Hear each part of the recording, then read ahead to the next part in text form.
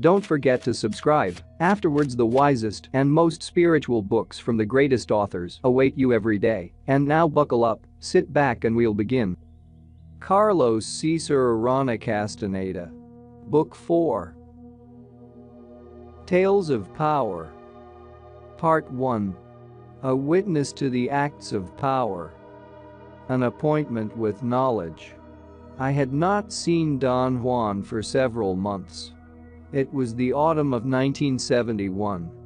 I had the certainty that he was at Don Gennaro's house in central Mexico and made the necessary preparations for a 6 or 7 day drive to visit him. On the second day of my journey, however, on an impulse, I stopped at Don Juan's place in Sonora in the mid-afternoon. I parked my car and walked a short distance to the house. To my surprise, I found him there. Don Juan. "I didn't expect to find you here," I said. He laughed. My surprise seemed to delight him.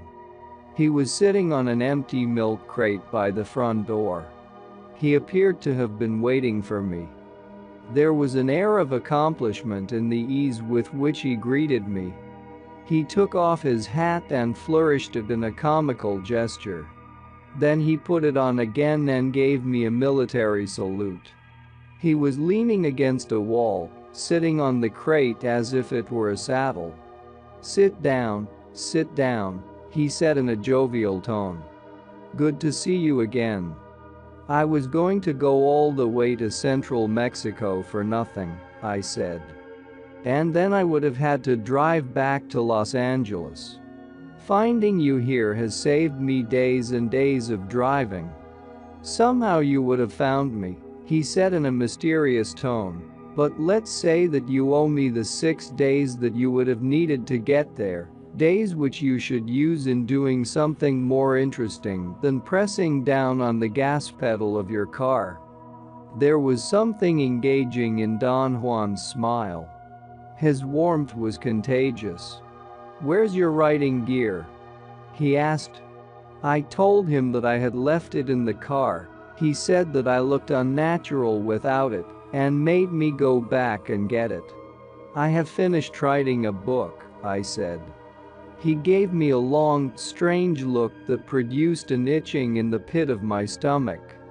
It was as if he were pushing my middle section with a soft object. I felt like I was going to get ill. But then he turned his head to the side, and I regained my original feeling of well-being. I wanted to talk about my book, but he made a gesture that indicated that he did not want me to say anything about it. He smiled. His mood was light and charming, and he immediately engaged me in a casual conversation about people and current events. Finally, I managed to steer the conversation onto the topic of my interest. I began by mentioning that I had reviewed my early notes and had realized that he had been giving me a detailed description of the sorcerer's world from the beginning of our association. In light of what he had said to me in those stages, I had begun to question the role of hallucinogenic plants. "Why did you make me take those power plants so many times?" I asked. He laughed and mumbled very softly, "'Cause you're dumb." I heard him the first time, but I wanted to make sure and pretended I had not understood. "I beg your pardon?" I asked. "You know what I said," he replied and stood up. He tapped me on the head as he walked by me. "You're rather slow," he said. "And there was no other way to jolt you." "So none of that was absolutely necessary?" I asked. "It was, in your case. There are other types of people, however, that do not seem to need them." He stood next to me, staring at the top of the bushes by the left side of his house. Then he sat down again and talked about Eligio, his other apprentice. He said that Eligio had taken psychotropic plants only once since he became his apprentice, and yet he was perhaps even more advanced than I was. To be sensitive is a natural condition of certain people, he said. You are not. But neither am I. In the final analysis, sensitivity matters very little. What's the thing that matters then? I asked. He seemed to search for an appropriate answer. What matters is that a warrior be impeccable, he finally said. But that's only a way of talking, a way of beating around the bush. You have already accomplished some tasks of sorcery, and I believe this is the time to mention the source of everything that matters. So I will say that what matters to a warrior is arriving at the totality of oneself. What is the totality of oneself, Don Juan? I said that I was only going to mention it. There are still a lot of loose ends in your life that you must tie together before we can talk about the totality of oneself. He ended our conversation there. He made a gesture with his hands to signal that he wanted me to stop talking. Apparently there was something or somebody nearby. He tilted his head to the left, as if to listen. I could see the whites of his eyes as he focused on the bushes beyond the house to his left. He listened attentively for a few moments and then stood up, came to me and whispered in my ear that we had to leave the house and go for a walk. Is there something wrong? I asked, also in a whisper. No. Nothing is wrong, he said. Everything is rather right. He led me into the desert chaparral. We walked for perhaps half an hour, and then came to a small circular area free from vegetation, a spot about 12 feet in diameter, where the reddish dirt was packed and perfectly flat. There were no signs, however, that machinery had cleared and flattened the area. Don Juan sat down in the center of it, facing the southeast. He pointed to a place about 5 feet away from him and asked me to sit there, facing him. What are we going to do here? I asked. We have an appointment here tonight, he replied. He scanned the surroundings with a quick glance, turning around on his seat until he was again facing the southeast. His movements had alarmed me. I asked him who we had the appointment with. With knowledge, he said. Let's say that knowledge is prowling around here. He did not let me hook on to that cryptic answer. He quickly changed the subject, and in a jovial tone he urged me to be natural, that is, to take notes and talk as we would have done at his house. What was most pressing on my mind at that time was the vivid sensation I had had 6 months before of talking to a coyote. That event meant to me that for the first time I had been capable of visualizing or apprehending, through my senses and in sober consciousness, the sorcerer's description of the world, a description in which communicating with animals through speech was a matter of course. We're not going to engage ourselves in dwelling on any experience of that nature, Don Juan said upon hearing my question. It is not advisable for you to indulge in focusing your attention on past events. We may touch on them, but only in reference. Why is that so, Don Juan? You don't have enough personal power yet to seek the sorcerer's explanation. Then there is a sorcerer's explanation. Certainly. Sorcerers are men. We're creatures of thought. We seek clarifications. I was under the impression that my great flaw was to seek explanations. No. Your flaw is to seek convenient explanations, explanations that fit you and your world. What I object to is your reasonableness. A sorcerer explains things in his world too, but he's not as stiff as you. How can I arrive at the sorcerer's explanation? By accumulating personal power. Personal power will make you slide with great ease into the sorcerer's explanation. The explanation is not what you would call an explanation. Nevertheless, it makes the world and its mysteries, if not clear, at least less awesome. That should be the essence of an explanation, but that is not what you seek. You're after the reflection of your ideas.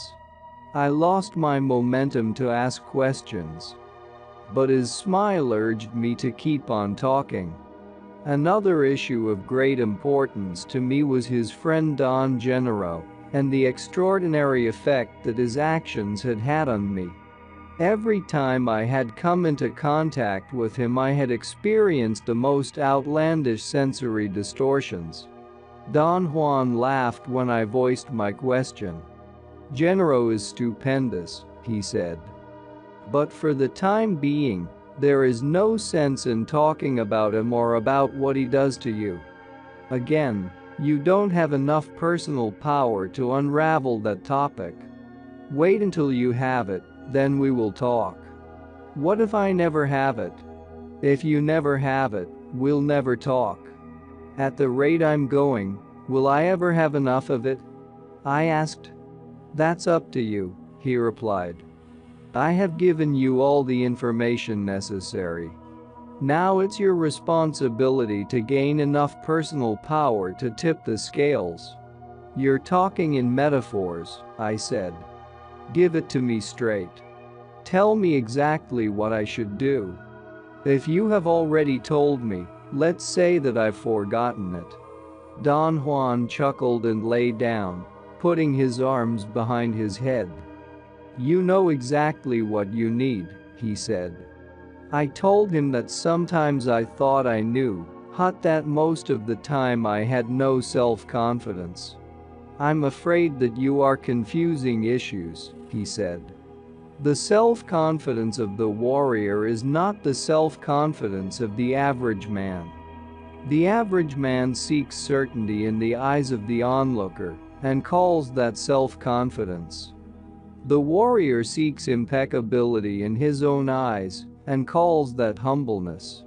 The average man is hooked to his fellow men, while the warrior is hooked only to himself. Perhaps you are chasing rainbows. You're after the self-confidence of the average man, when you should be after the humbleness of a warrior. The difference between the two is remarkable. Self-confidence entails knowing something for sure. Humbleness entails being impeccable in one's actions and feelings. I've been trying to live in accordance with your suggestions, I said. I may not be the best, but I'm the best of myself. Is that impeccability? No. You must do better than that. You must push yourself beyond your limits all the time. But that would be insane, Don Juan. No one can do that. There are lots of things that you do now which would have seemed insane to you 10 years ago. Those things themselves did not change, but your idea of yourself changed. What was impossible before is perfectly possible now, and perhaps your total success in changing yourself is only a matter of time. In this affair, the only possible course that a warrior has is to act consistently and without reservations. You know enough of the warrior's way to act accordingly, but your old habits and routines stand in your way. I understood what he meant. Do you think that writing is one of the old habits I should change? I asked.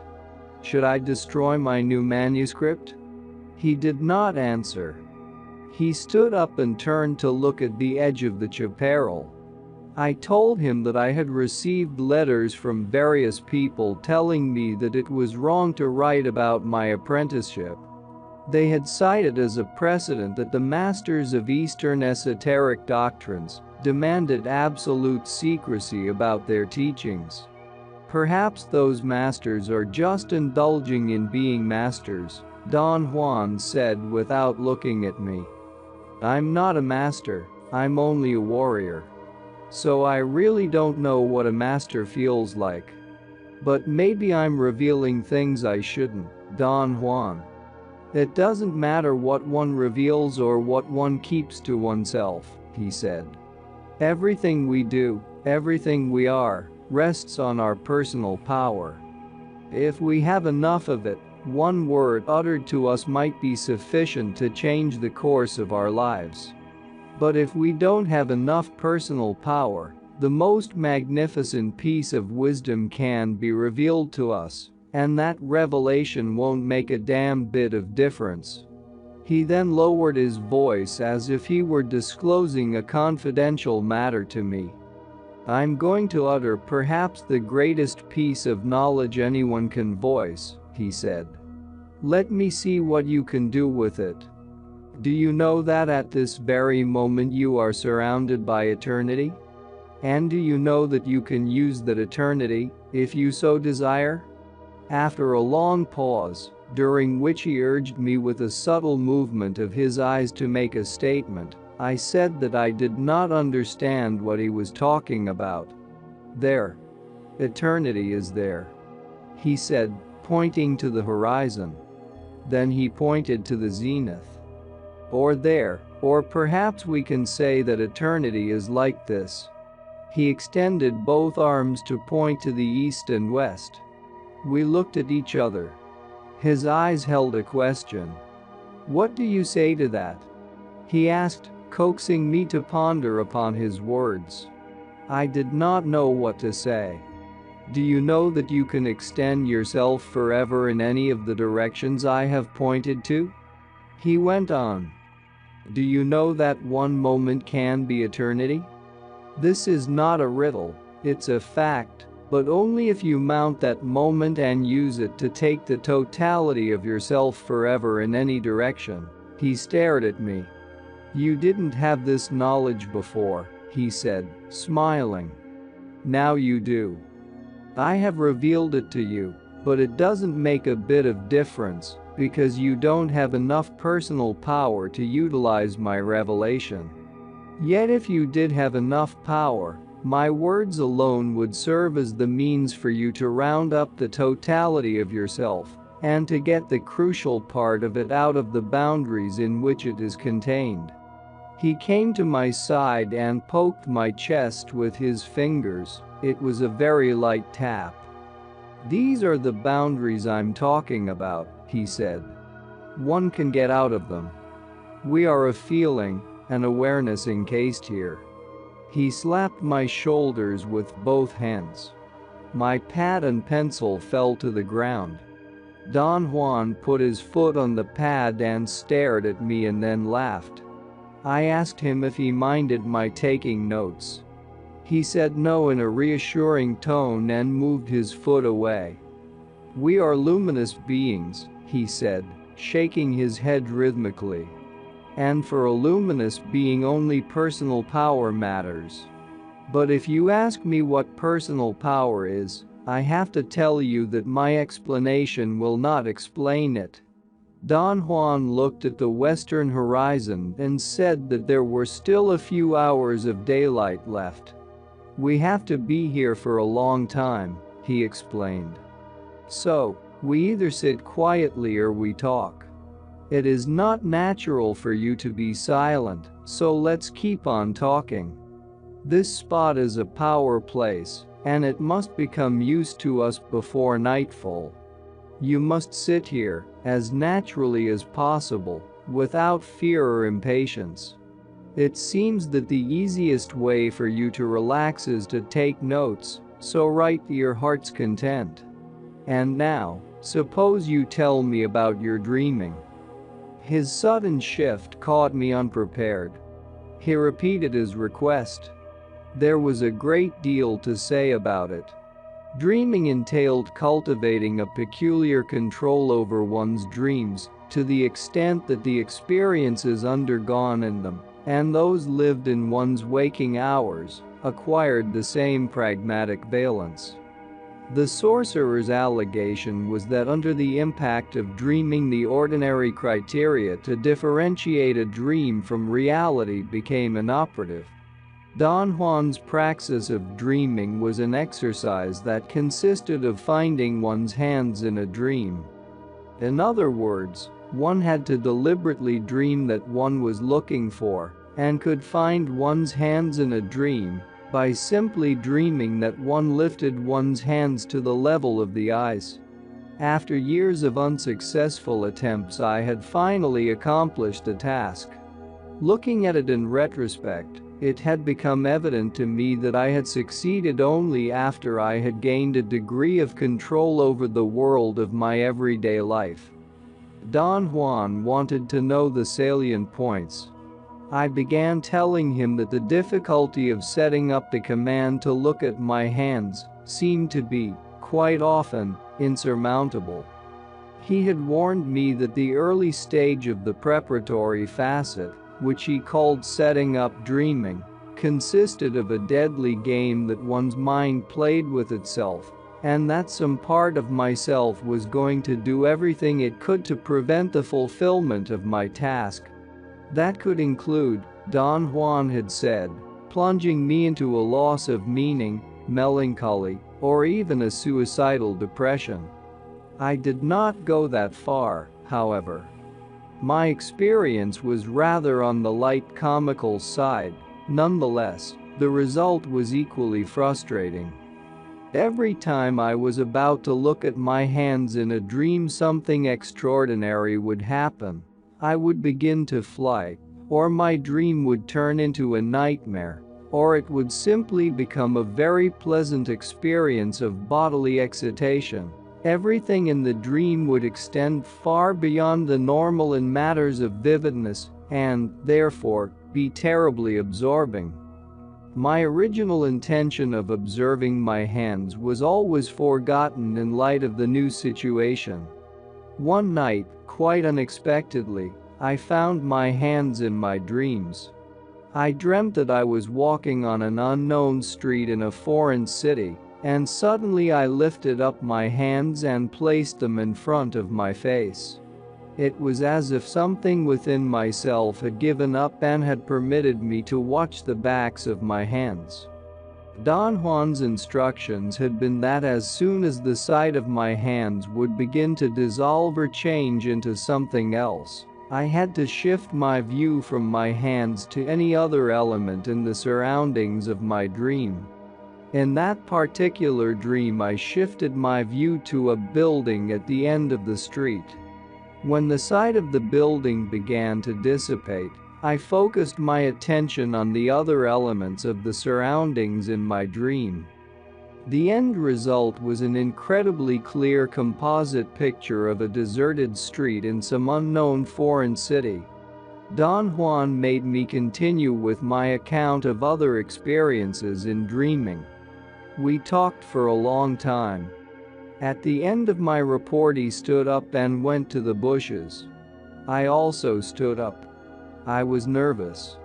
It was an unwarranted sensation since there was nothing precipitating fear or concern. Don Juan returned shortly. He noticed my agitation. "Calm down," he said, holding my arm gently. He made me sit down and put my notebook on my lap. He coaxed me to write. His argument was that I should not disturb the power place with unnecessary feelings of fear or hesitation.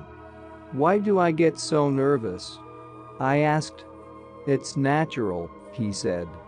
"Something in you is threatened by your activities in dreaming. As long as you did not think about those activities, you were all right. But now that you have revealed your actions, you're about to faint." Each warrior has his own way of dreaming. Each way is different.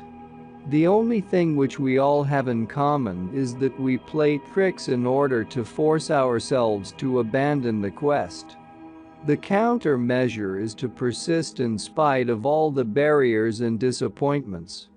He asked me then if I was capable of selecting topics for dreaming. I said that I did not have the faintest idea of how to do that.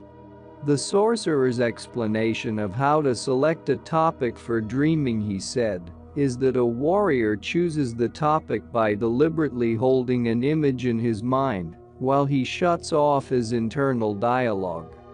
In other words, if he is capable of not talking to himself for a moment and then holds the image or the thought of what he wants in dreaming, even if only for an instant, then the desired topic will come to him. I'm sure you've done that, although you were not aware of it. There was a long pause and then Don Juan began to sniff the air. It was as if he were cleaning his nose. He exhaled 3 or 4 times through his nostrils with great force. The muscles of his abdomen contracted in spasms, which he controlled by taking in short gasps of air. "We won't talk about dreaming anymore," he said. "You might become obsessed. If one is to succeed in anything, the success must come gently, with a great deal of effort, but with no stress or obsession." He stood up and walked to the edge of the bushes. He leaned forward and peered into the foliage. He seemed to be examining something in the leaves, without getting too close to them. "What are you doing?" I asked, unable to contain my curiosity. He turned to me, smiled and raised his brow. "The bushes are filled with strange things," he said as he sat down again. His tone was so casual that it scared me more than if he had let out a sudden yell. My notebook and pencil fell from my hands. He laughed and mimicked me, and said that my exaggerated reactions were one of the loose ends that still existed in my life. I wanted to raise a point, but he would not let me talk. "There's only a bit of daylight left," he said. "There are other things we ought to touch upon before the twilight sets in." He then added that judging by my production and dreaming, I must have learned how to stop my internal dialogue at will. I told him that I had. At the beginning of our association, Don Juan had delineated another procedure: walking for long stretches without focusing the eyes on anything. His recommendation had been to not look at anything directly but, by slightly crossing the eyes, to keep a peripheral view of everything that presented itself to the eyes. He had insisted, although I had not understood at the time, that if one kept one's unfocused eyes at a point just above the horizon, it was possible to notice, at once, everything in almost a total 180-degree range in front of one's eyes. He had assured me that that exercise was the only way of shutting off the internal dialogue. He used to ask me for reports on my progress, and then he stopped inquiring about it. I told Don Juan that I had practiced a technique for years without noticing any change, but I had expected none anyway.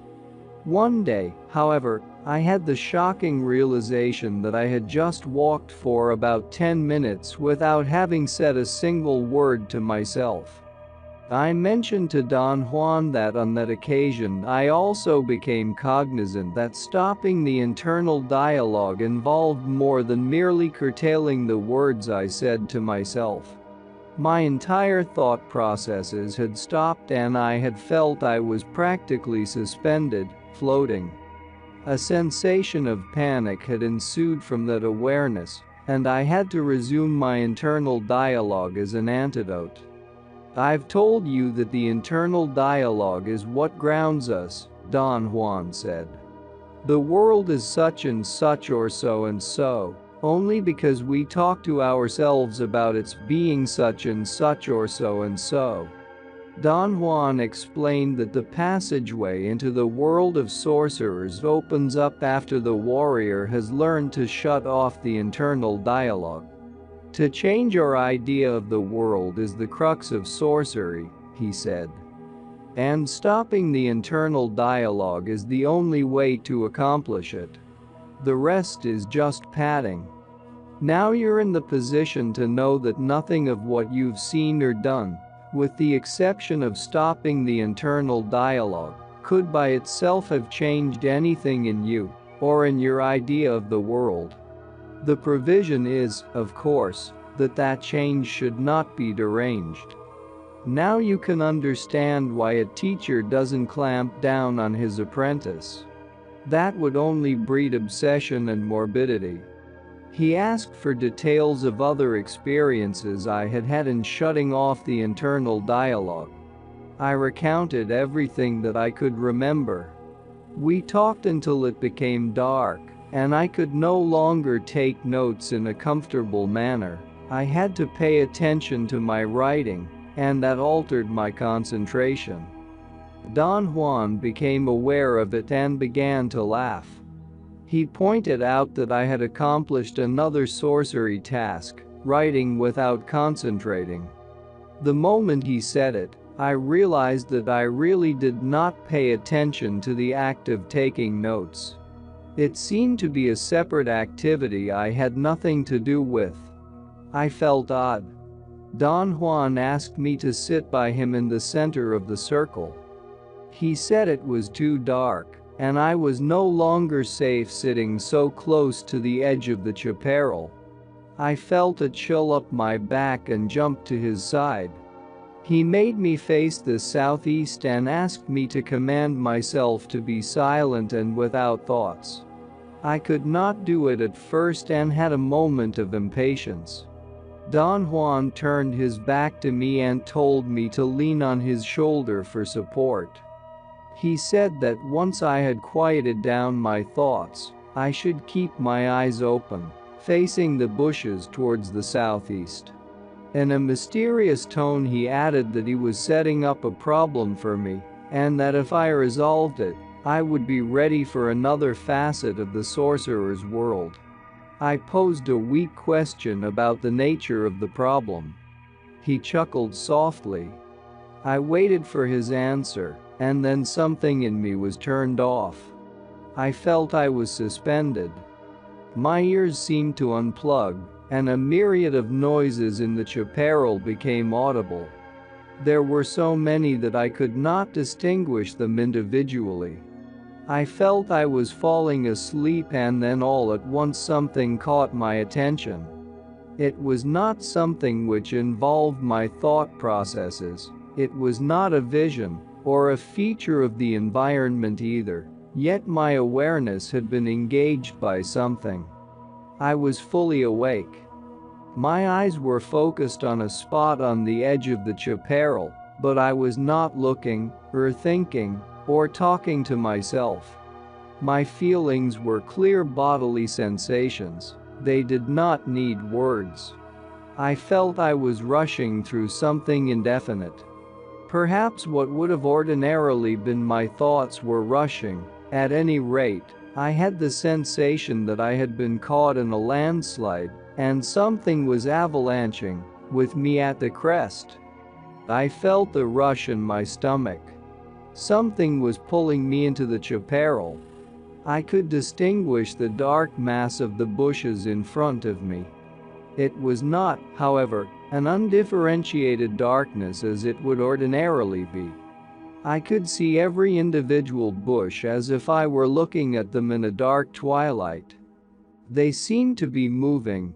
The mass of their foliage looked like black skirts flowing towards me, as if they were being blown by the wind, but there was no wind.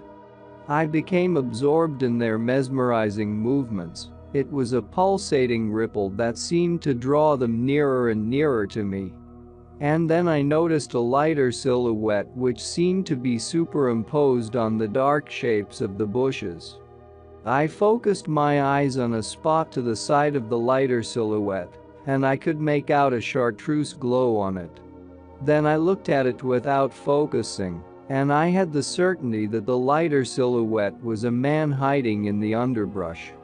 I was, at that moment, in a most peculiar state of awareness.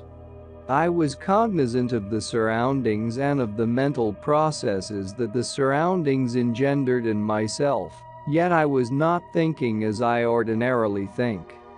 For instance, when I realized that the silhouette superimposed on the bushes was a man, I recalled another occasion on the desert.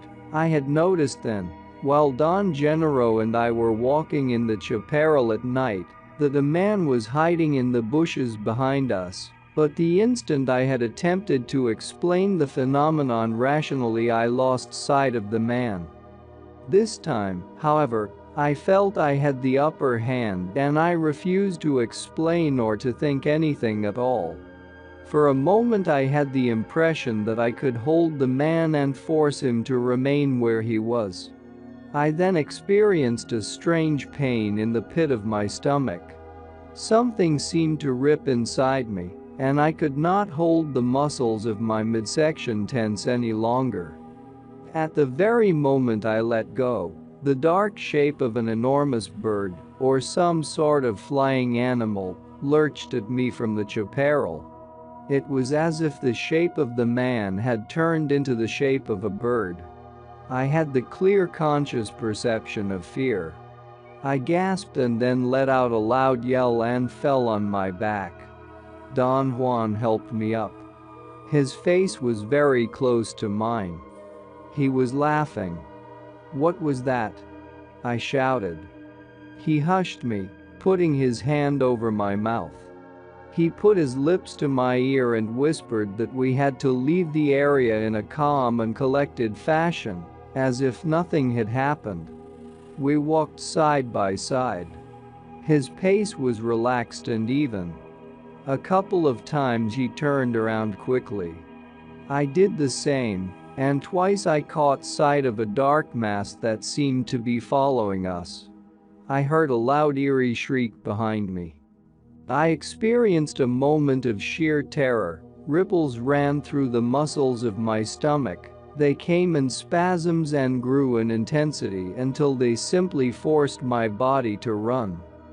The only way of talking about my reaction has to be in Don Juan's terminology, and thus I can say that my body, due to the fright I was experiencing, was capable of executing what he had called the gate of power, a technique he had taught me years before, consisting of running in the darkness without tripping or hurting oneself in any way. I was not fully aware of what I had done or how I had done it. Suddenly I found myself again at Don Juan's house. Apparently he had also run and we had arrived at the same time. He lit his kerosene lantern, hung it from a beam in the ceiling, and casually asked me to sit down and relax. I jogged on the same spot for a while until my nervousness became more manageable. Then I sat down. He forcefully ordered me to act as if nothing had happened and handed me my notebook. I had not realized that in my haste to leave the bushes I had dropped it. "What happened out there, Don Juan?" I finally asked. "You had an appointment with knowledge," he said, pointing with a movement of his chin to the dark edge of the desert chaparral. "I took you there because I caught a glimpse of knowledge prowling around the house earlier. You might say that knowledge knew that you were coming and was waiting for you. Rather than meeting it here, I felt it was proper to meet it on a power spot.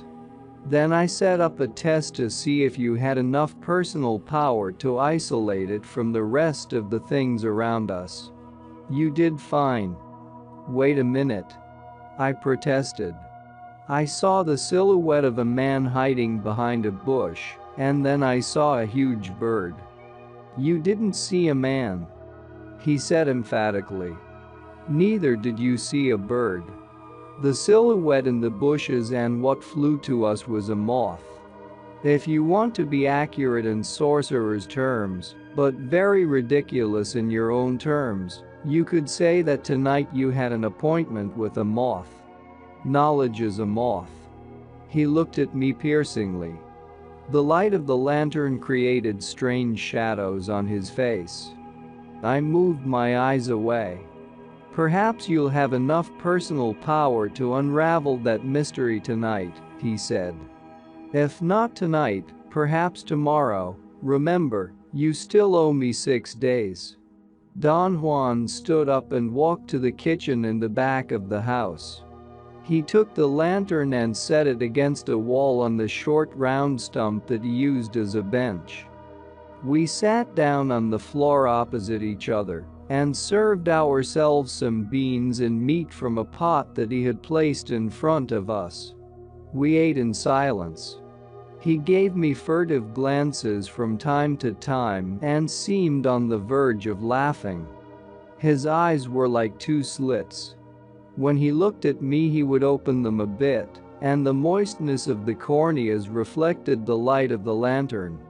It was as if he were using the light to create a mirror reflection.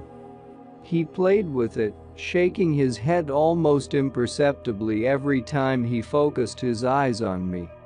The effect was a fascinating quiver of light. I became aware of his maneuvers after he had executed them a couple of times. I was convinced that he was acting with a definite purpose in mind. I felt compelled to ask him about it. "I have an ulterior reason," he said reassuringly. "I'm soothing you with my eyes. You don't seem to be getting more nervous, do you?" I had to admit that I felt quite at ease. The steady flicker in his eyes was not menacing, and it had not scared or annoyed me in any way. "How do you soothe me with your eyes?" I asked. He repeated the imperceptible shake of his head. The corneas of his eyes were indeed reflecting the light of the kerosene lantern. "Try to do it yourself," he said casually as he gave himself another serving of food. "You can soothe yourself." I tried to shake my head. My movements were awkward. "You won't soothe yourself bobbing your head like that," he said and laughed. "You'll give yourself a headache instead. The secret is not in the head shake, but in the feeling that comes to the eyes from the area below the stomach. This is what makes the head shake." He rubbed his umbilical region. After I had finished eating, I slouched against a pile of wood and some burlap sacks. I tried to imitate his head shake. Don Juan seemed to be enjoying himself immensely. He giggled and slapped his thighs. Then a sudden noise interrupted his laughter. I heard a strange deep sound, like tapping on wood, that came from the chaparral. Don Juan jutted his chin, signaling me to remain alert. "That's the little moth calling you," he said in an unemotional tone. I jumped to my feet. The sound ceased instantaneously. I looked at Don Juan for an explanation. He made a comical gesture of helplessness, shrugging his shoulders. "You haven't fulfilled your appointment yet," he added. I told him that I felt unworthy and that perhaps I should go home and come back when I felt stronger. "You're talking nonsense," he snapped. "A warrior takes his lot, whatever it may be, and accepts it in ultimate humbleness. He accepts in humbleness what he is, not as grounds for regret, but as a living challenge. It takes time for every one of us to understand that point and fully live it. I, for instance, hated the mere mention of the word humbleness. I'm an Indian, and we Indians have always been humble and have done nothing else but lower our heads. I thought humbleness was not in the warrior's way. I was wrong. I know now that the humbleness of a warrior is not the humbleness of a beggar. The warrior lowers his head to no one, but at the same time, he doesn't permit anyone to lower his head to him. The beggar, on the other hand, falls to his knees at the drop of a hat and scrapes the floor for anyone he deems to be higher, but at the same time, he demands that someone lower than him scrape the floor for him. That's why I told you earlier today that I didn't understand what masters felt like. I know only the humbleness of a warrior, and that will never permit me to be anyone's master." We were quiet for a moment. His words had caused me a profound agitation. I was moved by them, and at the same time I felt concerned with what I had witnessed in the chaparral. My conscious assessment was that Don Juan was holding out on me, and that he must have known what was really taking place. I was involved in those deliberations when the same strange tapping noise jolted me out of my thoughts. Don Juan smiled and then began to chuckle. "You like the humbleness of a beggar," he said softly. "You bow your head to reason." "I always think that I'm being tricked," I said. "That's the crux of my problem." "You're right. You are being tricked," he retorted with a disarming smile. "That cannot be your problem. The real crux of the matter is that you feel that I am deliberately lying to you, am I correct?" "Yes. There is something in myself that doesn't let me believe that what's taking place is real." "You're right again. Nothing of what is taking place is real." "What do you mean by that, Don Juan?" "Things are real only after one has learned to agree on their realness. What took place this evening, for instance, cannot possibly be real to you, because no one could agree with you about it." "Do you mean that you didn't see what happened?" "Of course I did. But I don't count. I am the one who's lying to you, remember?" Don Juan laughed until he coughed and choked. His laughter was friendly even though he was making fun of me. "Don't pay too much attention to all my gibberish," he said reassuringly.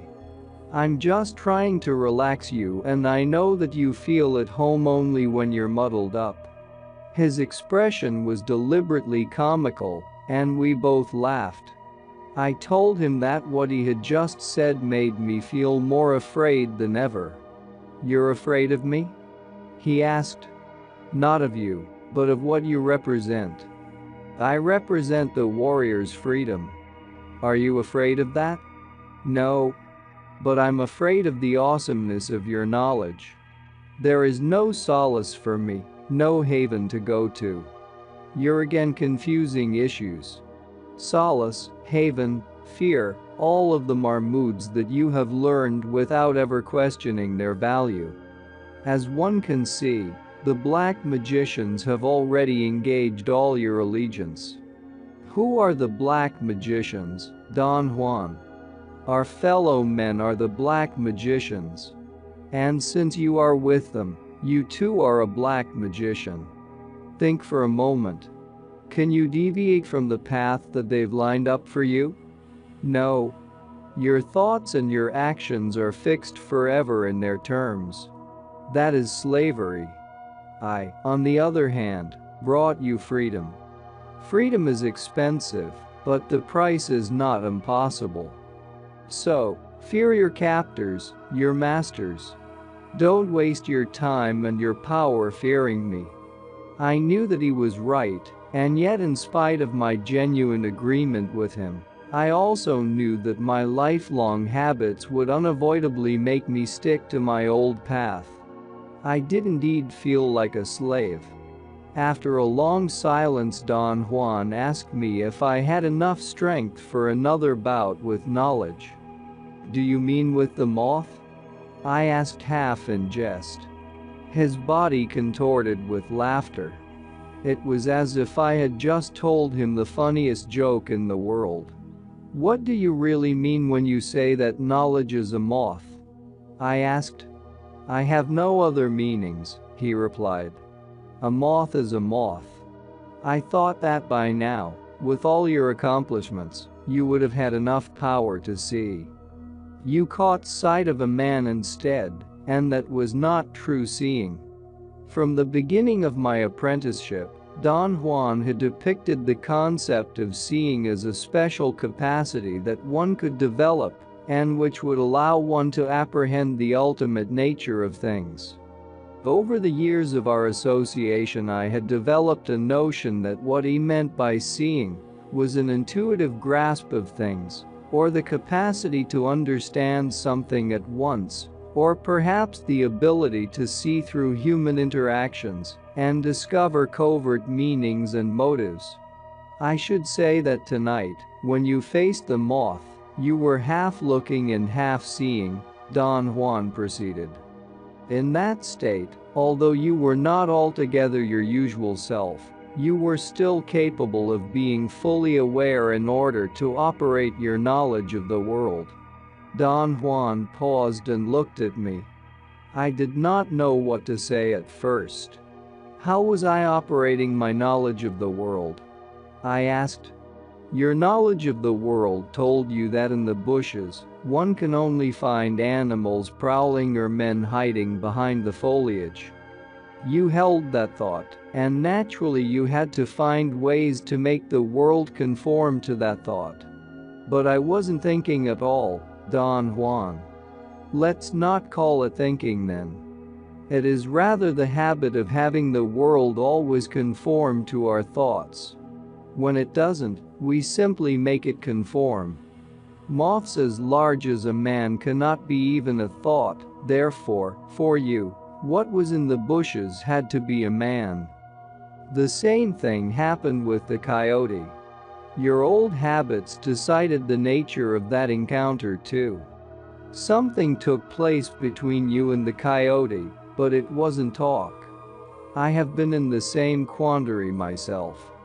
I've told you that once I talked with a deer, now you've talked to a coyote, but neither you nor I will ever know what really took place at those times. What are you telling me, Don Juan? When the sorcerer's explanation became clear to me, it was too late to know what the deer did to me. I said that we talked, but that wasn't so. To say that we had a conversation is only a way of arranging it so I can talk about it. The deer and I did something, but at the time it was taking place I needed to make the world conform to my ideas, just like you did.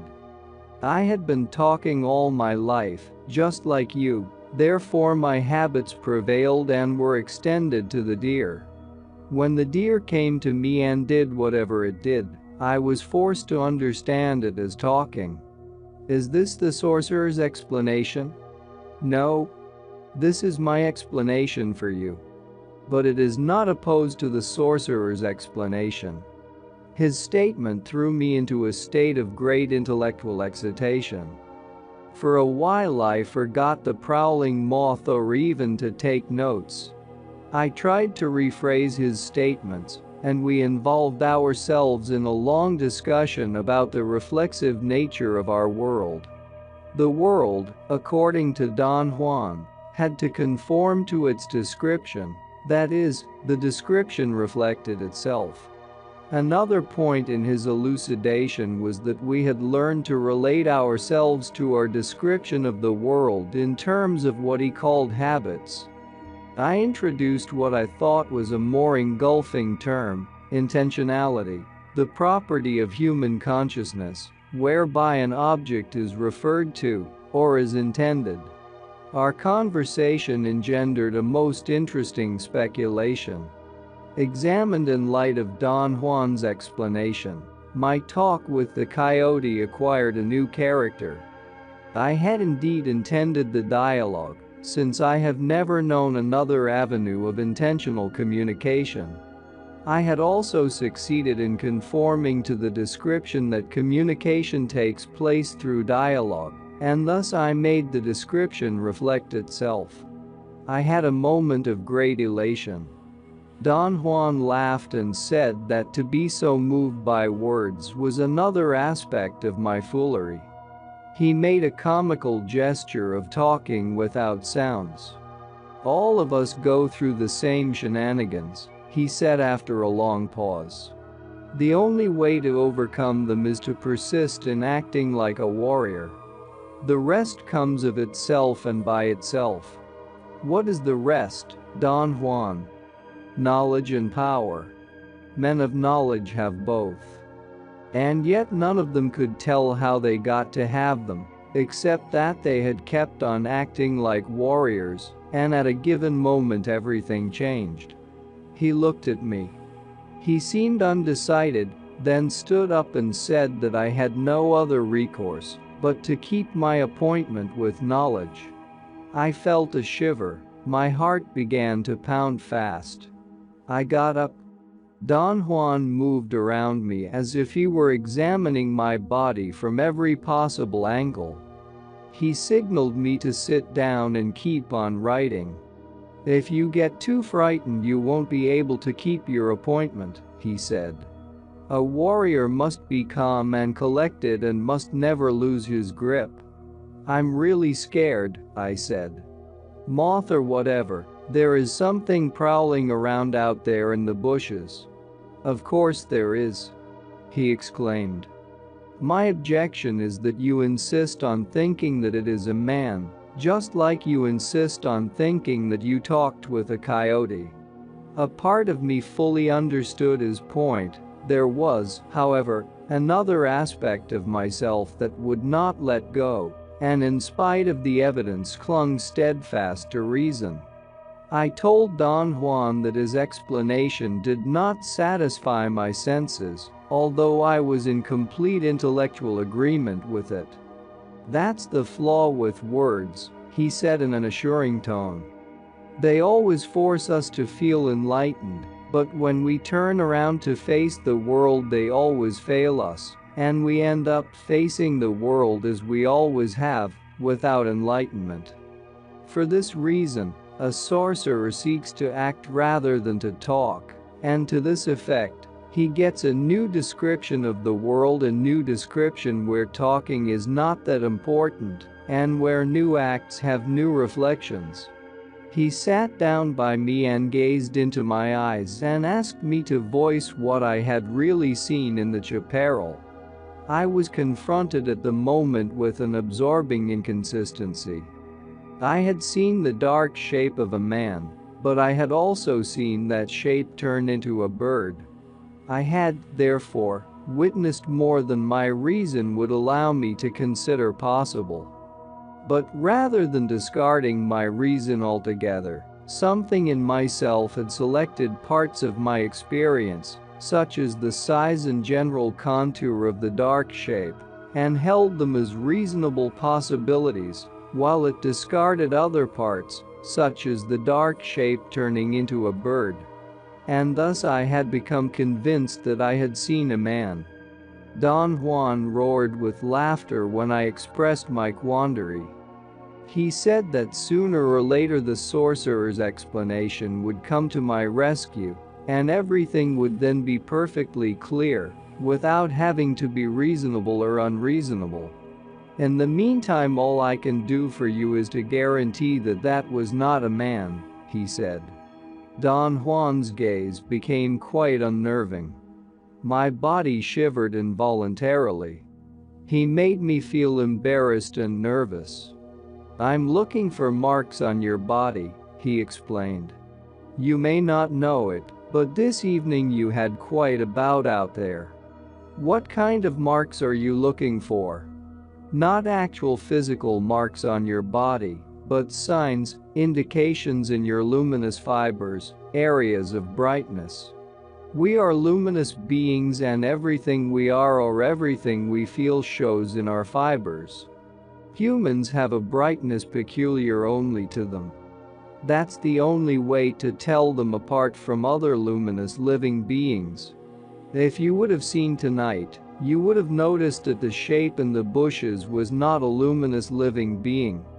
I wanted to ask more, but he put his hand on my mouth and hushed me. He then put his mouth to my ear and whispered that I should listen and try to hear a soft rustling, the gentle muffled steps of a moth on the dry leaves and branches on the ground. I could not hear anything. Don Juan stood up abruptly, picked up the lantern, and said that we were going to sit under the ramada by the front door. He led me through the back and around the house, on the edge of the chaparral, rather than going through the room and out the front door. He explained that it was essential to make our presence obvious. We half-circled around the house on the left side. Don Juan's pace was extremely slow. His steps were weak and vacillating. His arm shook as he held the lantern. I asked him if there was something wrong with him.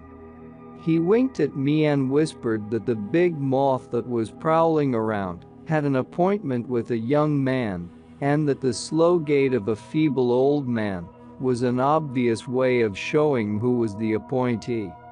When we finally arrived at the front of the house, Don Juan hooked the lantern on a beam and made me sit with my back against a wall. He sat to my right. "We're going to sit here," he said, "and you are going to write and talk to me in a very normal manner. The moth that lurched at you today is around, in the bushes. After a while it'll come closer to look at you. That's why I've put the lantern on a beam right above you. The light will guide the moth to find you. When it gets to the edge of the bushes, it will call you. It is a very special sound. The sound by itself may help you." "What kind of sound is it, Don Juan?" "It is a song. A haunting call that moths produce. Ordinarily it cannot be heard, but the moth out there in the bushes is a rare moth. You will hear its call clearly and, providing that you are impeccable, it will remain with you for the rest of your life." "What is it going to help me with?" "Tonight, you're going to try to finish what you've started earlier. Seeing happens only when the warrior is capable of stopping the internal dialogue. Today, you stopped your talk at will, out there in the bushes. And you saw. What you saw was not clear. You thought that it was a man. I say it was a moth. Neither of us is correct, but that's because we have to talk. I still have the upper hand because I see better than you, and because I'm familiar with the sorcerer's explanation, so I know, although it's not altogether accurate, that the shape you saw tonight was a moth. And now, you're going to remain silent and thoughtless and let that little moth come to you again." I could hardly take notes. Don Juan laughed and urged me to keep on writing as if nothing bothered me. He touched my arm and said that writing was the best protective shield that I had. "We've never talked about moths," he went on. "The time was not right until now. As you already know, your spirit was unbalanced. To counteract it, I taught you to live the warrior's way.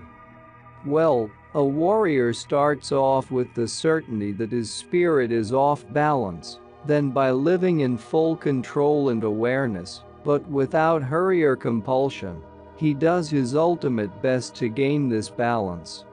In your case, as in the case of every man, your imbalance was due to the sum total of all your actions. But now your spirit seems to be in the proper light to talk about moths. How did you know that this was the right time to talk about moths? I caught a glimpse of the moth prowling around when you arrived. It was the first time it was friendly and open. I had seen it before in the mountains around Gennaro's house, but only as a menacing figure reflecting your lack of order. I heard a strange sound at that moment. It was like a muffled creaking of a branch rubbing against another, or like the sputtering of a small motor heard from a distance. It changed scales, like a musical tone, creating an eerie rhythm. Then it stopped. "That was the moth," Don Juan said. "Perhaps you've already noticed that, although the light of the lantern is bright enough to attract moths, there isn't a single one flying around it." I had not paid attention to it, but once Don Juan made me aware of it, I also noticed an incredible silence in the desert around the house. "Don't get jumpy," he said calmly. "There is nothing in this world that a warrior cannot account for. You see, a warrior considers himself already dead, so there is nothing for him to lose. The worst has already happened to him, therefore he's clear and calm. Judging him by his acts or by his words, one would never suspect that he has witnessed everything." Don Juan's words, and above all his mood, were very soothing to me. I told him that in my day-to-day life, I no longer experienced the obsessive fear I used to, but that my body entered into convulsions of fright at the thought of what was out there in the dark. Out there, there is only knowledge, he said in a factual tone. Knowledge is frightening, true, but if a warrior accepts the frightening nature of knowledge, he cancels out its awesomeness. The strange sputtering noise happened again. It seemed closer and louder. I listened carefully. The more attention I paid to it, the more difficult it was to determine its nature. It did not seem to be the call of a bird or the cry of a land animal. The tone of each sputter was rich and deep. Some were produced in a low key, others in a high one. They had a rhythm and a specific duration. Some were long. I heard them like a single unit of sound. Others were short and happened in a cluster, like the staccato sound of a machine gun. The moths are the heralds, or, better yet, the guardians of eternity, Don Juan said after the sound had stopped. For some reason, or for no reason at all, they are the depositories of the gold dust of eternity. The metaphor was foreign to me. I asked him to explain it. The moths carry a dust on their wings, he said. A dark gold dust. That dust is the dust of knowledge. His explanation had made the metaphor even more obscure. I vacillated for a moment, trying to find the best way of wording my question. But he began to talk again. Knowledge is a most peculiar affair, he said, especially for a warrior. Knowledge for a warrior is something that comes at once, engulfs him, and passes on. What does knowledge have to do with the dust on the wings of moths? I asked after a long pause. Knowledge comes floating like specks of gold dust, the same dust that covers the wings of moths. So, for a warrior, knowledge is like taking a shower, or being rained on by specks of dark gold dust. In the most polite manner I was capable of, I mentioned that his explanations had confused me even more. He laughed and assured me that he was making perfect sense, except that my reason would not allow me to be at ease. The moths have been the intimate friends and helpers of sorcerers from time immemorial, he said. I had not touched upon this subject before, because of your lack of preparation.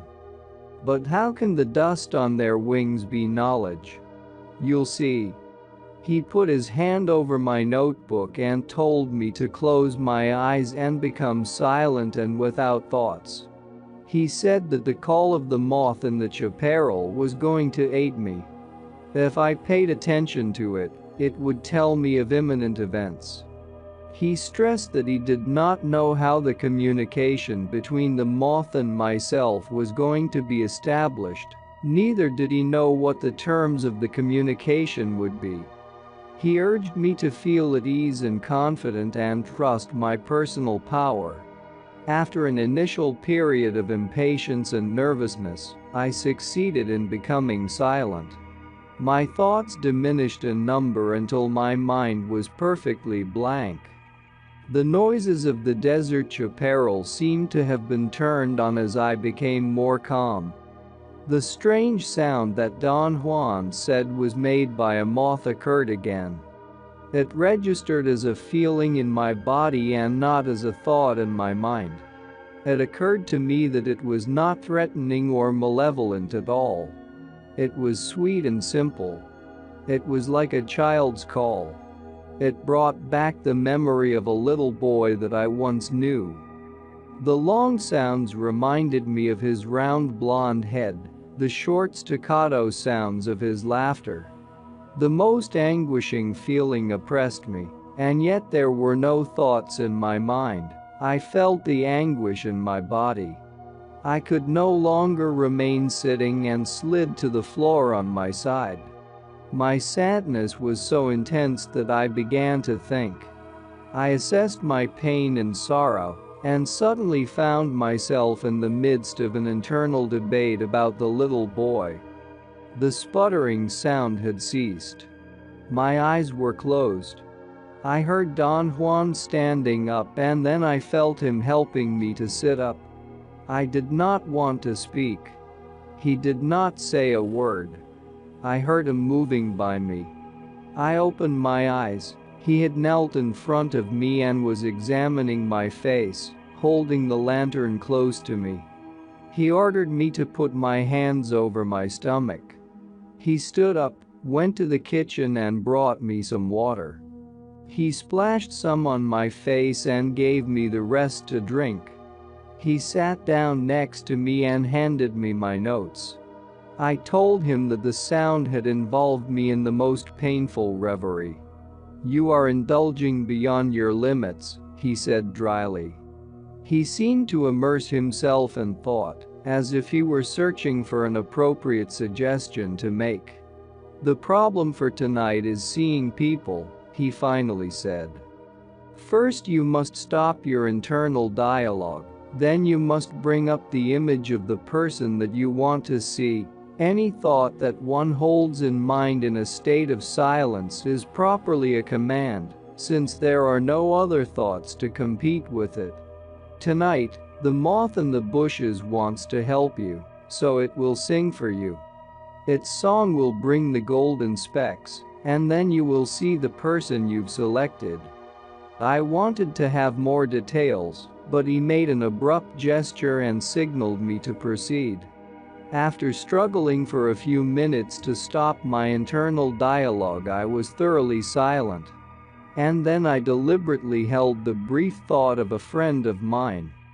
I kept my eyes closed for what I believed to be just an instant, and then I became aware that someone was shaking me by the shoulders. It was a slow realization. I opened my eyes and found myself lying on my left side. I had apparently fallen asleep so deeply that I did not remember having slumped to the ground. Don Juan helped me to sit up again. He was laughing. He imitated my snoring and said that if he had not witnessed it himself, he would not believe that anyone could fall asleep so fast. He said that it was a treat for him to be around me whenever I had to do something that my reason did not understand. He pushed my notebook away from me and said that we had to start all over. I followed the necessary steps. The strange sputtering sound happened again. This time, however, it did not come from the chaparral, rather it seemed to happen inside of me, as if my lips, or legs, or arms were producing it. The sound soon engulfed me. I felt like soft balls were being sputtered out from or against me. It was a soothing, exquisite feeling of being bombarded by heavy cotton puffs. Suddenly I heard a door blown open by a gust of wind, and I was thinking again. I thought that I had ruined another chance. I opened my eyes and found myself in my room. The objects on my desk were as I had left them. The door was open. There was a strong wind outside. The thought crossed my mind that I should check the water heater. I then heard a rattling on the sliding windows that I had put up myself, and which did not fit well on the window frame. It was a furious rattling as if someone wanted to enter. I experienced a jolt of fright. I stood up from my chair. I felt something pulling me. I screamed. Don Juan was shaking me by the shoulders. I excitedly gave him an account of my vision. It had been so vivid that I was shivering. I felt that I had just been at my desk, in my full corporeal form. Don Juan shook his head in disbelief and said that I was a genius in tricking myself. He did not seem impressed by what I had done. He discarded it flatly and ordered me to start again. I then heard the mysterious sound again. It came to me, as Don Juan had suggested, in the form of a rain of golden specks. I did not feel that they were flat specks or flakes, as he had described them, but rather spherical bubbles. They floated towards me. One of them burst open and revealed a scene to me. It was as if it had stopped in front of my eyes and opened up, disclosing a strange object. It looked like a mushroom. I was definitely looking at it, and what I was experiencing was not a dream. The mushroom-like object remained unchanged within my field of vision, and then it popped, as though the light that was shining on it had been turned off. An interminable darkness followed it. I felt a tremor, a very unsettling jolt, and then I had the abrupt realization that I was being shaken. All at once my senses were turned on. Don Juan was shaking me vigorously, and I was looking at him. I must have just opened my eyes at that moment. He sprinkled water on my face. The coldness of the water was very appealing. After a moment's pause, he wanted to know what had happened. I recounted every detail of my vision. "But what did I see?" I asked. "Your friend," he retorted. I laughed and patiently explained that I had seen a mushroom-like figure. Although I had no criteria to judge dimensions, I had had the feeling that it was about a foot long. Don Juan emphasized that feeling was all that counted. He said that my feelings were the gauge that assessed the state of being of the subject that I was seeing. "From your description and your feelings, I must conclude that your friend must be a very fine man," he said. I was baffled by his words. He said that the mushroom-like formation was the essential shape of human beings when a sorcerer was seeing them from far away, but when a sorcerer was directly facing the person he was seeing, the human quality was shown as an egg-like cluster of luminous fibers. "You were not facing your friend," he said. "Therefore, he appeared like a mushroom." "Why is that so, Don Juan?" "No one knows.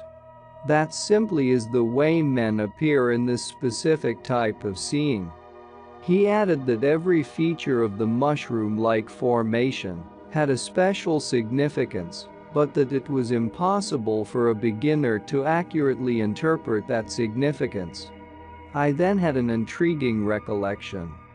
Some years before, in a state of non-ordinary reality elicited by the intake of psychotropic plants, I had experienced or perceived, while I was looking at a water stream, that a cluster of bubbles floated towards me, engulfing me. The golden bubbles I had just envisioned had floated and engulfed me in exactly the same manner. In fact, I could say that both clusters had had the same structure and the same pattern. Don Juan listened to my commentaries without interest. "Don't waste your power on trifles," he said. "You are dealing with that immensity out there." He pointed towards the chaparral with a movement of his hand. "To turn that magnificence out there into reasonableness doesn't do anything for you. Here, surrounding us, is eternity itself. To engage in reducing it to a manageable nonsense is petty and outright disastrous." He then insisted that I should attempt to see another person from my realm of acquaintances. He added that once the vision had terminated, I should strive to open my eyes by myself and surface to the full awareness of my immediate surroundings. I succeeded in holding the view of another mushroom-like form, but while the first one had been yellowish and small, the second one was whitish, larger and contorted. By the time we had finished talking about the two shapes I had seen, I had forgotten the moth in the bushes, which had been so overwhelming a little while before. I told Don Juan that it amazed me that I had such a facility for discarding something so truly uncanny. It was as if I were not the person I knew myself to be. "I don't see why you make such a fuss out of this," Don Juan said. Whenever the dialogue stops, The world collapses and extraordinary facets of ourselves surface, as though they had been kept heavily guarded by our words. You are like you are, because you tell yourself that you are that way. After a short rest, Don Juan urged me to continue calling friends. He said that the point was to attempt to see as many times as possible, in order to establish a guideline for feeling. I called 32 persons in succession. After each attempt, he demanded a careful and detailed rendition of everything I had perceived in my vision.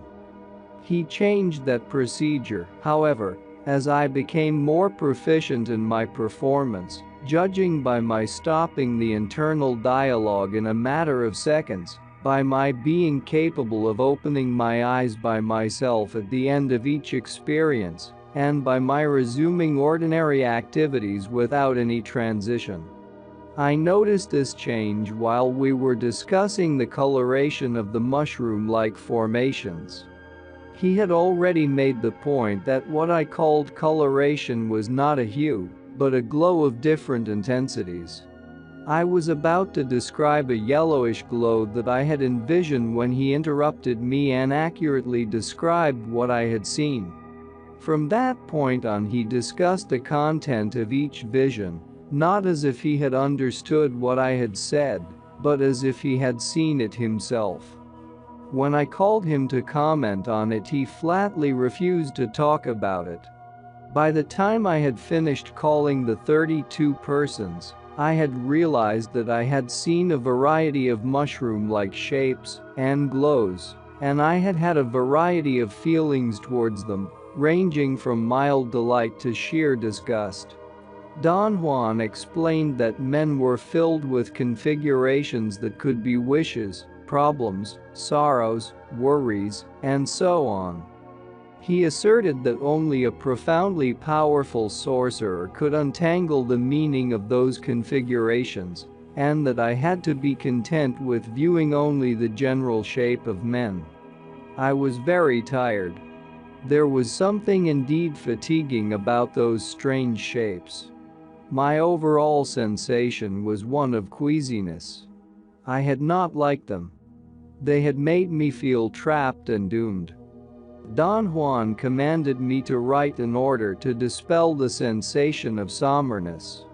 And after a long silent interval during which I could not write anything, he asked me to call on people that he himself would select. A new series of forms emerged. They were not mushroom-like, but looked more like Japanese cups for sake, turned upside down. Some of them had a head-like formation, just like the foot of sake cups, others were more round. Their shapes were appealing and peaceful. I sensed that there was some inherent feeling of happiness about them. They bounced, as opposed to the earth-bound heaviness that the previous batch had exhibited. Somehow, the mere fact that they were there eased my fatigue. Among the persons he had selected was his apprentice Eligio. When I summoned a vision of Eligio, I got a jolt that shook me out of my visionary state.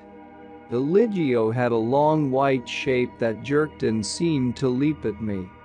Don Juan explained that Eligio was a very talented apprentice, and that he, no doubt, had noticed that someone was seeing him. Another of Don Juan's selections was Pablito, Don Gennaro's apprentice. The jolt that the vision of Pablito gave me was even greater than Eligio's. Don Juan laughed so hard that tears rolled down his cheeks. "Why are those people shaped differently?" I asked. "They have more personal power," he replied. "As you might have noticed, they are not pegged down to the ground. What has given them that lightness? Were they born that way? We all are born that light and bouncy, but we become earth-bound and fixed. We make ourselves that way. So perhaps we may say that these people are shaped differently because they live like warriors. That's not important though. What's of value is that you are at the edge now, You've called 47 people, and there is only one more left in order for you to complete the original 48. I remembered at that moment that years before he had told me, while discussing corn sorcery and divination, that the number of corn kernels that a sorcerer possessed was 48. He had never explained why. I asked him again, why 48? 48 is our number, he said. That's what makes us men. I don't know why. Don't waste your power in idiotic questions. He stood up and stretched his arms and legs. He told me to do the same. I noticed that there was a tinge of light in the sky towards the east. We sat down again. He leaned over and put his mouth to my ear. The last person you're going to call is Gennaro, the real McCoy, he whispered. I felt a surge of curiosity and excitation. I breezed through the required steps. The strange sound from the edge of the chaparral became vivid and acquired new strength. I had almost forgotten about it. The golden bubbles engulfed me, and then in one of them I saw Don Gennaro himself. He was standing in front of me, holding his hat in his hand. He was smiling. I hurriedly opened my eyes and was about to speak to Don Juan, but before I could say a word my body stiffened like a board, my hair stood on end, and for a long moment I did not know what to do or say. Don Gennaro was standing right in front of me. In person. I turned to Don Juan. He was smiling. Then both of them broke into a giant laugh. I also tried to laugh. I could not. I stood up. Don Juan handed me a cup of water. I drank it automatically. I thought he was going to sprinkle water on my face. Instead, he refilled my cup. Don Gennaro scratched his head and hid a grin. Aren't you going to greet Gennaro? Don Juan asked. It took an enormous effort for me to organize my thoughts and my feelings. I finally mumbled some greetings to Don Gennaro. He took a bow. You called me, didn't you? He asked, smiling. I muttered my amazement at having found him standing there. He did call you, Don Juan interjected. Well, here I am, Don Gennaro said to me. What can I do for you? Slowly my mind seemed to become organized, and finally I had a sudden insight. My thoughts were crystal clear, and I knew what had really taken place.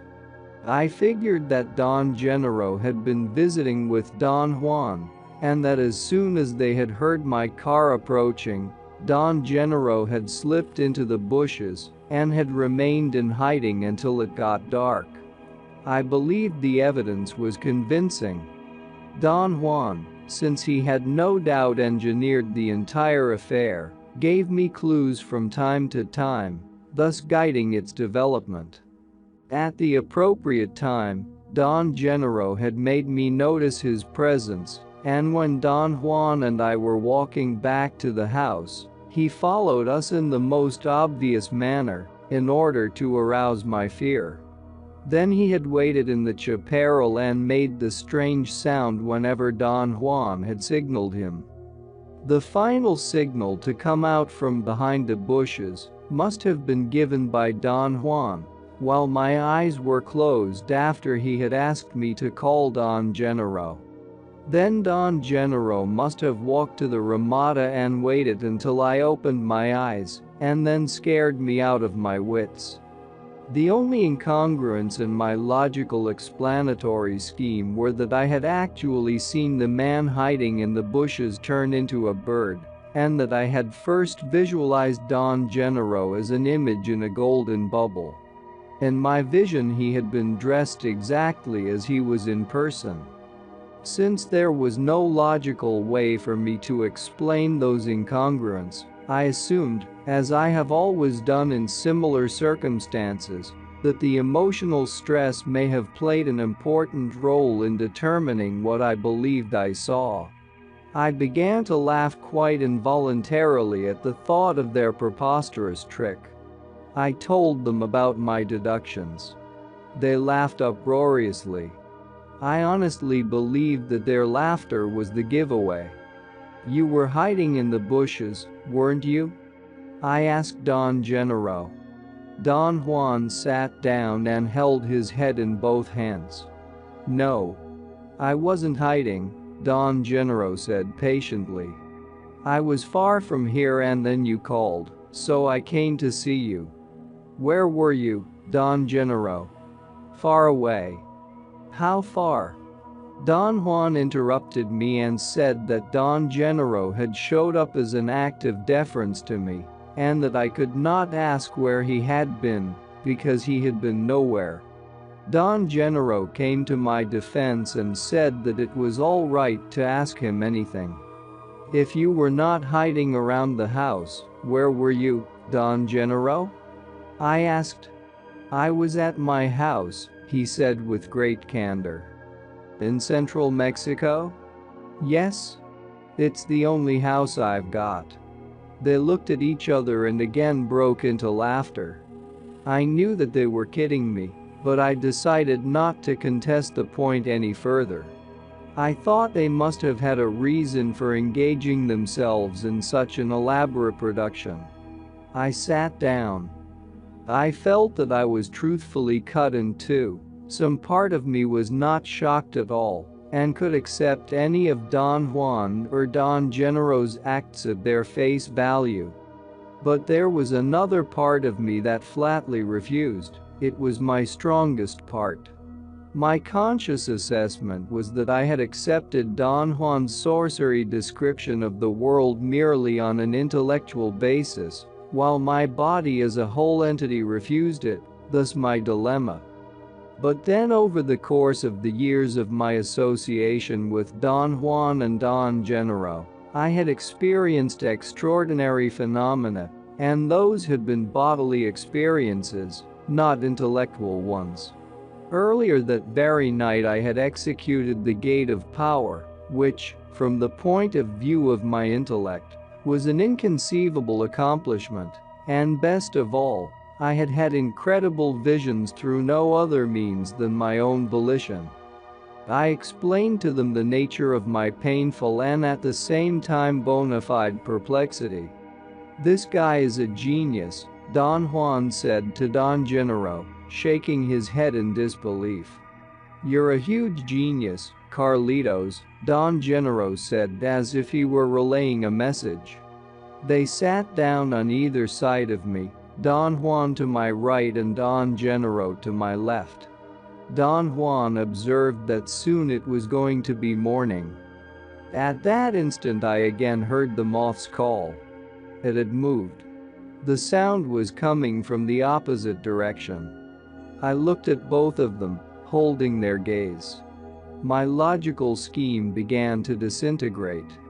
The sound had a mesmerizing richness and depth. Then I heard muffled steps, soft feet crushing the dry underbrush. The sputtering sound came closer and I huddled against Don Juan.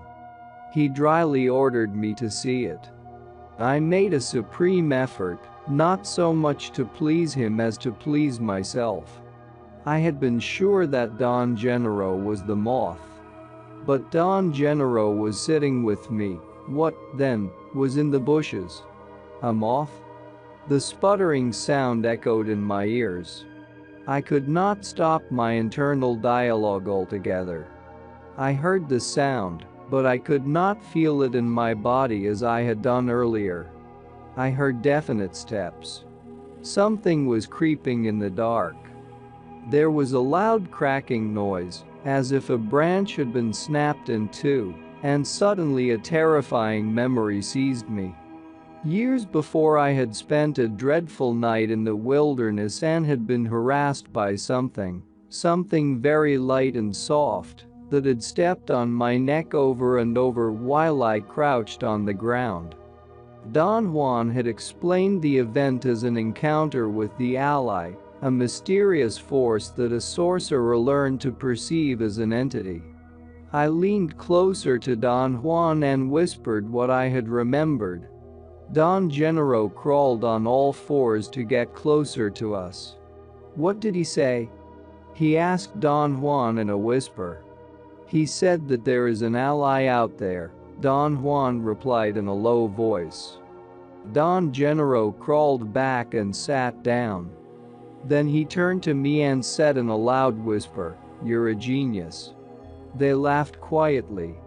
Don Gennaro pointed towards the chaparral with a movement of his chin. "Go out there and grab it," he said. "Take off your clothes and scare the devil out of that ally." They shook with laughter. The sound in the meantime had ceased. Don Juan ordered me to stop my thoughts, but to keep my eyes open, focused on the edge of the chaparral in front of me. He said that the moth had changed positions because Don Gennaro was there, and that if it were going to manifest itself to me, it would choose to come from the front. After a moment's struggle to quiet my thoughts, I perceived the sound again. It was richer than ever. I heard first the muffled steps on dry twigs, and then I felt them on my body. At that instant I distinguished a dark mass directly in front of me, at the edge of the chaparral. I felt I was being shaken. I opened my eyes. Don Juan and Don Gennaro were standing above me and I was kneeling, as if I had fallen asleep in a crouching position. Don Juan gave me some water and I sat down again with my back against the wall. A short while later it was dawn. The chaparral seemed to wake up. The morning cold was crisp and invigorating. The moth had not been Don Gennaro. My rational structure was falling apart. I did not want to ask any more questions, nor did I want to remain quiet. I finally had to talk. "But if you were in central Mexico, Don Gennaro, how did you get here?"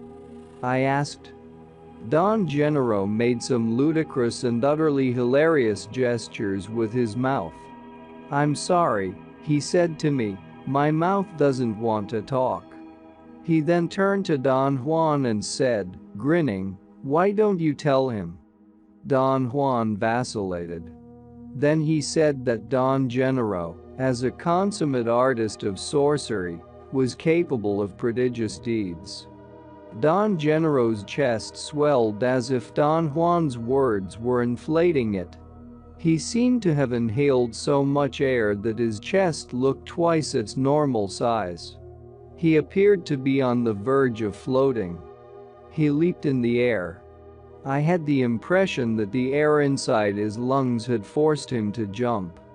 He paced back and forth on the dirt floor until he apparently got his chest under control. He patted it and with great force, ran the palms of his hands from his pectoral muscles to his stomach, as if he were deflating the inner tube of a tire. He finally sat down. Don Juan was grinning. His eyes were shining with sheer delight. "Write your notes," he ordered me softly. Write or you'll die." Then he remarked that even Don Gennaro no longer felt that my taking notes was so outlandish. "That's right," Don Gennaro retorted. "I've been thinking of taking up writing myself." "Gennaro is a man of knowledge," Don Juan said dryly. "And being a man of knowledge, he's perfectly capable of transporting himself over great distances."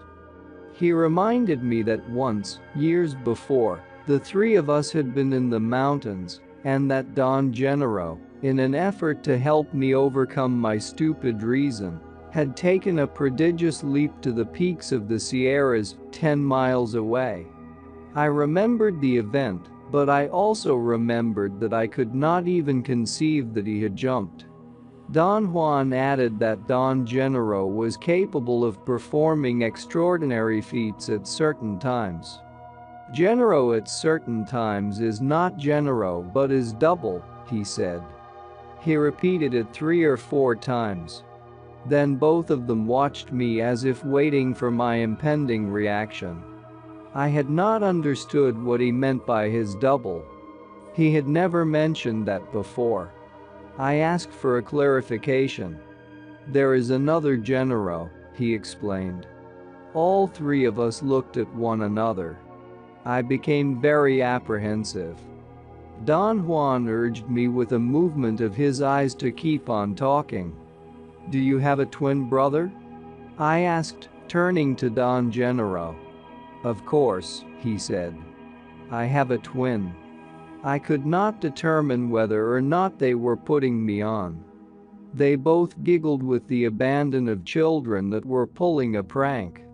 You may say, Don Juan went on, that at this moment Genero is his twin. That statement brought both of them to the ground with laughter. But I could not enjoy their mirth. My body shivered involuntarily. Don Juan said in a severe tone that I was too heavy and self-important. Let go. He commanded me dryly. You know that Genero is a sorcerer and an impeccable warrior. So he's capable of performing deeds that would be unthinkable for the average man. His double, the other Genero, is one of those deeds. I was speechless. I could not conceive that they were just teasing me. For a warrior like Genero, he went on, to produce the other is not such a far-fetched enterprise. After pondering for a long time what to say next, I asked, is the other like the self? The other is the self, Don Juan replied. His explanation had taken an incredible turn, and yet it was not really more incredible than anything else they did. What's the other made of? I asked Don Juan after minutes of indecision. There is no way of knowing that, he said. Is it real or just an illusion? It's real, of course. Would it be possible then to say that it is made of flesh and blood? I asked. No. It would not be possible, Don Genero answered. But if it is as real as I am as real as you? Don Juan and Don Genero interjected in unison. They looked at each other and laughed until I thought they were going to get ill. Don Genero threw his hat on the floor and danced around it. His dance was agile and graceful and, for some inexplicable reason, utterly funny. Perhaps the humor was in the exquisitely professional movements he executed. The incongruency was so subtle and at the same time so remarkable that I doubled up with laughter. The trouble with you, Carlitos, he said as he sat down again, is that you're a genius. I have to know about the double, I said. There's no way of knowing whether he's flesh and blood, Don Juan said. Because he is not as real as you. Genero's double is as real as Genero. Do you see what I mean? But you have to admit, Don Juan, that there must be a way to know. The double is the self, that explanation should suffice. If you would see, however, you'd know that there is a great difference between Genero and his double. For a sorcerer who sees, the double is brighter. I felt I was too weak to ask any more questions. I put my writing pad down and for a moment I thought I was going to pass out. I had tunnel vision. Everything around me was dark with the exception of a round spot of clear scenery in front of my eyes. Don Juan said that I had to get some food. I was not hungry. Don Genero announced that he was famished, stood up and went to the back of the house. Don Juan also stood up and signaled me to follow. In the kitchen, Don Genero gave himself a serving of food and then became involved in the most comical mimicking of a person who wants to eat but can't swallow. I thought that Don Juan was going to die. He roared, kicked, cried, coughed and choked with laughter. I thought I too was going to split my sides. Don Gennaro's antics were priceless. He finally gave up and looked at Don Juan and me in succession. He had shiny eyes and a beaming smile. "It doesn't work," he said, shrugging his shoulders. I ate a huge amount of food, and so did Don Juan. Then all of us returned to the front of the house. The sunlight was brilliant, the sky was clear, and the morning breeze sharpened the air. I felt happy and strong. We sat in a triangle facing one another. After a polite silence, I decided to ask them to clarify my dilemma. I felt that I was again in top form and wanted to exploit my strength. "Tell me more about the double, Don Juan," I said. Don Juan pointed at Don Gennaro and Don Gennaro bowed. "There he is," Don Juan said. "There is nothing to tell. He's here for you to witness him." "But he's Don Gennaro," I said in a feeble attempt to guide the conversation. "Surely I'm Gennaro," he said and perked his shoulders. "What is a double then, Don Gennaro?" I asked. "Ask him," he snapped, pointing to Don Juan. "He's the one who talks. I'm dumb." "A double is the sorcerer himself, developed through his dreaming," Don Juan explained. "A double is an act of power to a sorcerer, but only a tale of power to you. In the case of Gennaro, his double is indistinguishable from the original. That's because his impeccability as a warrior is supreme, thus, you've never noticed a difference yourself. But in the years that you've known him, you've been with the original Gennaro only twice, every other time you've been with his double." "But this is preposterous!" I exclaimed. I felt an anxiety building up in my chest. I became so agitated that I dropped my writing pad, and my pencil rolled out of sight. Don Juan and Don Gennaro practically dove to the ground and began the most farcical search for it. I had never seen a more astonishing performance of theatrical magic and sleight of hand.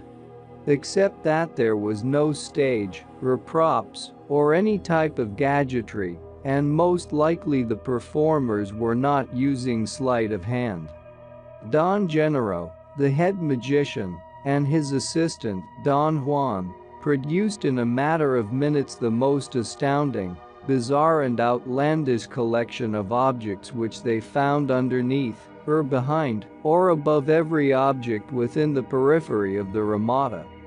In the style of stage magic, the assistants set up the props, which in this case were the few items on the dirt floor: rocks, burlap sacks, pieces of wood, a milk crate, a lantern and my jacket. Then the magician, Don Gennaro, would proceed to find an object, which he would throw away as soon as he had attested that it was not my pencil.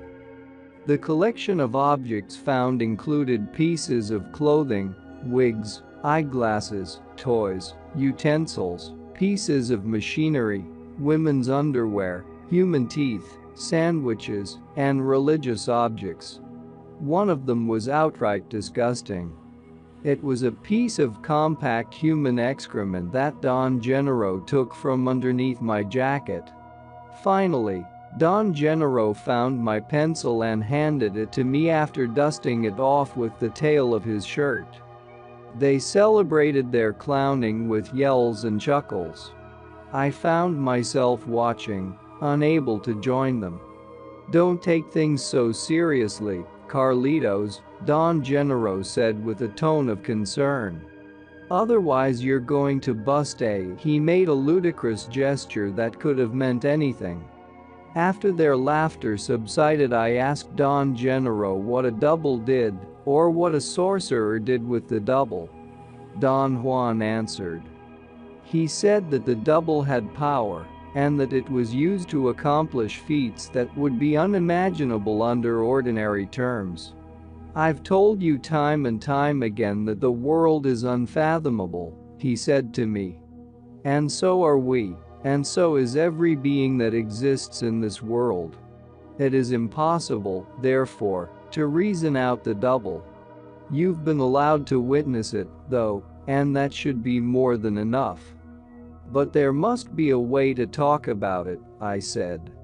"You yourself have told me that you explained your conversation with the deer in order to talk about it. Can't you do the same with the double?" He was quiet for a moment. I pleaded with him. The anxiety I was experiencing was beyond anything I had ever gone through. "Well, a sorcerer can double up," Don Juan said. "That's all one can say." "But is he aware that he is doubled?" "Of course he's aware of it." "Does he know that he is in two places at once?" Both of them looked at me and then they exchanged a glance. "Where is the other Don Gennaro?"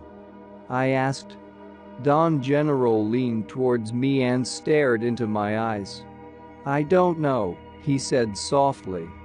"No sorcerer knows where his other is." "Gennaro is right," Don Juan said. "A sorcerer has no notion that he is in two places at once. To be aware of that would be the equivalent of facing his double, and the sorcerer that finds himself face to face with himself is a dead sorcerer. That is the rule. That is the way power has set things up. No one knows why."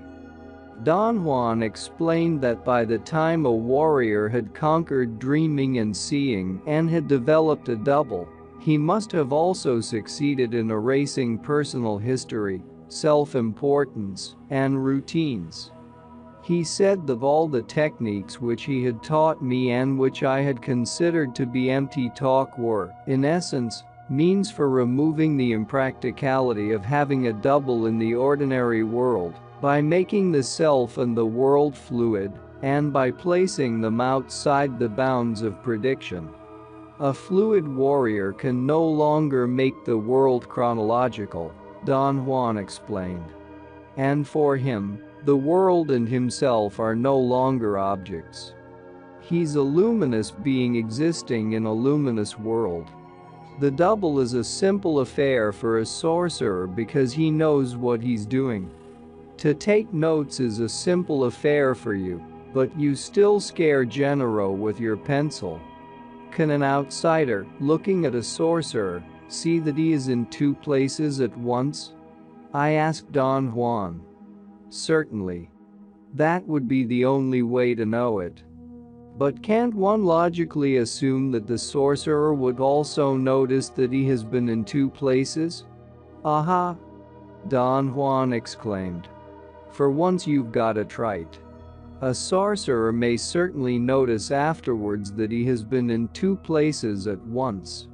But this is only bookkeeping and has no bearing on the fact that while he's acting, he has no notion of his duality. My mind boggled. I felt that if I did not keep on writing I would explode. Think of this, he went on. The world doesn't yield to us directly. The description of the world stands in between. So, properly speaking, we are always one step removed, and our experience of the world is always a recollection of the experience. We are perennially recollecting the instant that has just happened, just passed. We recollect, recollect, recollect. He turned his hand over and over to give me the feeling of what he meant. If our entire experience of the world is recollection, then it's not so outlandish to conclude that a sorcerer can be in two places at once. This is not the case from the point of view of his own perception, because in order to experience the world, a sorcerer, like every other man, has to recollect the act he has just performed, the event he has just witnessed, the experience he has just lived. In his awareness there is only a single recollection. But for an outsider looking at the sorcerer, It may appear as if the sorcerer is acting two different episodes at once. The sorcerer, however, recollects two separate single instants because the glue of the description of time is no longer binding him. When Don Juan had finished talking, I was sure I was running a temperature. Don Gennaro examined me with curious eyes. "He's right," he said. "We're always one jump behind." He moved his hand as Don Juan had done. His body started to jerk, and he jumped back on his seat. It was as if he had the hiccups, and the hiccups were forcing his body to jump back. He began to move backwards, jumping on his seat, and went all the way to the end of the ramada and back. The sight of Don Gennaro leaping backwards on his buttocks, instead of being funny as it should have been, threw me into an attack of fear so intense that Don Juan had to strike me repeatedly on the top of my head with his knuckles. "I just can't grasp all this, Don Juan," I said. "I can't either," Don Juan retorted, shrugging his shoulders. "Neither can I, dear Carlitos," Don Gennaro added. My fatigue, the bulk of my sensory experience, the mood of lightness and humor that prevailed, and Don Gennaro's clowning, were too much for my nerves. I could not stop the agitation in my stomach muscles. Don Juan made me roll on the ground until I had regained my calmness, then I sat down facing them again. "Is the double solid?" I asked Don Juan after a long silence. They looked at me. "Does the double have corporealness?" I asked. "Certainly," Don Juan said. "Solidity, corporealness are memories. Therefore, like everything else we feel about the world, they are memories we accumulate. Memories of the description.